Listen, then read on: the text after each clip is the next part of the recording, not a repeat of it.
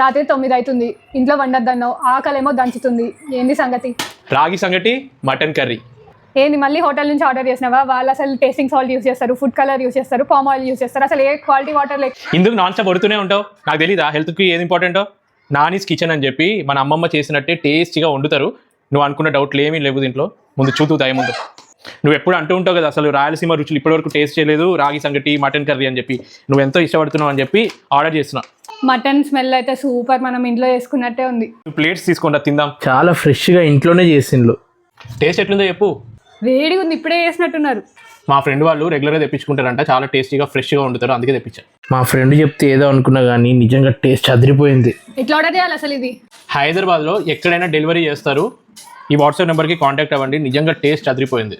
Taste అయితే మనం ఇంట్లో చేసుకున్నట్టే ఉంది. మీరు కూడా మీ ఫ్రెండ్స్కి షేర్ చేయండి. స్పెషల్గా రాయలసీమలో ఇంట్లో అమ్మమ్మలు నానమ్మలు వండినట్టు ఎటువంటి యాడెడ్ ఫ్లేవర్స్ లేకుండా మన లోకల్ ఇంటి ఫుడ్ ఆ టేస్ట్ వచ్చింది.